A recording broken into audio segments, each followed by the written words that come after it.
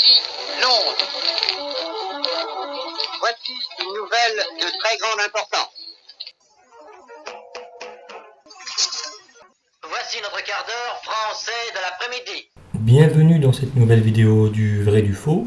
Donc dans la vidéo précédente, nous avons vu que le NSDAP a la mainmise sur les journaux d'Hugenberg et Hitler a emménagé dans un nouveau logement et nous allons reprendre là. Le 1er octobre 1929, le journal Der Angriff de Goebbels devient bi-hebdomadaire. Donc justement, Goebbels ayant la mainmise sur les journaux d'Hugenberg, il en profite pour développer son propre journal. Le 3 octobre, mort de Gustav Stresemann, il meurt d'un accident cardiovasculaire cérébral. Hitler dira sur ce personnage: parmi mes prédécesseurs, Stresemann n'était pas le pire. Le 5 octobre, Gélie, la nièce d'Hitler, vient vivre dans son appartement. Donc cela n'est pas une idée d'Hitler, parce que beaucoup de rumeurs vont circuler sur Hitler et sa nièce, mais il faut savoir que Hitler était contre le fait que sa nièce vienne vivre avec lui. Donc sa nièce était déjà sur Munich, elle faisait des cours de médecine, et elle vivait dans une petite chambre de bonne également, proche du logement d'Hitler. Et là, comme Hitler a déménagé et qu'il a un logement beaucoup plus grand, la sœur d'Hitler a insisté auprès de lui pour qu'il prenne Gélie chez lui, pour justement avoir un œil sur elle, et en même temps pour éviter de payer un loyer inutilement. Donc comme je vous l'ai dit, au début Hitler refuse, mais finalement accepte que sa nièce vienne vivre avec lui. Donc j'y reviendrai, je vais faire un hors-série sur Hitler et les femmes qui l'entourent, et je parlerai de Gélie dans ce hors-série. Donc là, juste pour savoir, c'est que les gens diront que Hitler a une relation avec sa nièce Gélie, parce que quand il est avec, il a l'air amoureux, et justement, il la sort tout partout avec lui, au restaurant, à l'opéra, quand ils sortent faire des pique-niques, enfin bon, un peu partout, et il est très protecteur. Mais nous y reviendrons. Et c'est pendant ce mois d'octobre également que Hitler fait la rencontre d'Eva Braun, donc Eva Braun qui deviendra sa femme juste avant de mourir. Donc Eva Braun a 17 ans au moment de la rencontre et elle est employée dans le bureau d'Heinrich Hoffmann, le photographe d'Hitler. Donc Eva Braun racontera cette scène, elle dira qu'elle est debout sur une échelle, à la recherche d'un dossier sur une étagère en hauteur, lorsque Hoffmann et Hitler rentrent. Donc Eva Braun dira à sa sœur, en se remémorant cette scène: le patron est accompagné d'un homme avec une drôle de moustache, un pardessus anglais clair et un chapeau de feutre à la main. Ils se sont tous les deux assis, l'un et l'autre d'un côté de la pièce, en face de moi. J'avais le sentiment que mes jambes étaient admirées. Ce même jour, j'avais raccourci ma jupe et je me sentais légèrement gêné. Hoffmann dira en guise d'introduction: Herr Wolf, notre bonne petite Fräulein Eva, et ils sont tous les trois sortis déjeuner. Elle dira: j'étais affamé, j'ai avalé ma saucisse et j'ai bu une gorgée de bière par politesse. Le vieux monsieur me faisait des compliments. Nous avons parlé de musique et d'une pièce de théâtre, si je me souviens bien, avec lui me dévorant des yeux tout le temps. Puis, comme il se faisait tard, je me suis précipité, j'ai refusé son offre de m'accompagner dans sa Mercedes. Imagine la réaction de papa. Donc plus tard, Eva Braun apprendra que ce personnage à Wolf, c'était Adolf Hitler, le célèbre putschiste, et elle dira « Oh ». Par la suite, Eva Braun dira une phrase: « Il me le faut » ou « Il doit être avec moi ». Donc tout dépend de la traduction. Donc là encore une fois, ce n'est pas Hitler qui court après Eva Braun, mais c'est bien Eva Braun qui fera tout pour se rapprocher d'Hitler. Le 24 octobre, crash boursier de Wall Street, dont la Grande Dépression suivra. Donc l'Allemagne sera frappée de plein fouet, les financiers américains stoppent les prêts à court terme et rapatrient leurs capitaux, ce qui entraînera énormément de chômage en Allemagne. Donc nous savons que les Allemands ne font pas attention à ce krach boursier parce que les journaux n'en parlent pas et cela viendra progressivement. Le 27 octobre, élection à Baden, le NSDAP obtient 7% des voix et ont 6 élus.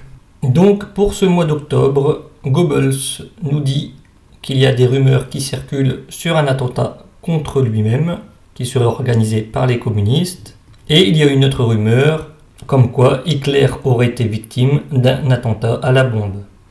Il dira également que Hitler est en colère auprès des chefs de l'ASA. L'ASA est arrogante et accumule des dettes et installe tout un entrepôt de marchandises qui ne sert à rien. Donc on pourra dire que, sans le vouloir, les SA ont prévu le krach boursier parce que justement, leurs entrepôts de marchandises serviront justement à nourrir le personnel qui en a besoin lors de la crise qui va arriver. Le 1er novembre 1929, l'Allemagne et la Pologne rétablissent des relations diplomatiques rompues depuis la guerre. Le 13 novembre, ouverture à Paris de la Banque des règlements internationaux, donc banque créée dans le cadre du plan Young. Le 17 novembre, élection municipale en Prusse, Saxe et Hesse, progression du NSDAP, et le NSDAP remporte 13 sièges. Le 30 novembre, la deuxième zone de Rhénanie est évacuée par la France, et Alfred Rosenberg fonde la Ligue combattante pour la culture allemande. Son but est de lutter contre l'art dégénéré. Fin novembre également, Hitler s'exprime dans la petite ville de Hersbourg, près de Nuremberg, et il dit « Le temps viendra où les responsables de l'effondrement de l'Allemagne riront de l'autre côté de leur visage. La peur les saisira, faites-leur savoir que leur jugement est sur le chemin. » Et pour ce mois de novembre également, Heinrich Hoffmann déménage ses studios de photos dans un local plus grand. Il compte désormais 17 personnes et Eva Braun travaille au comptoir.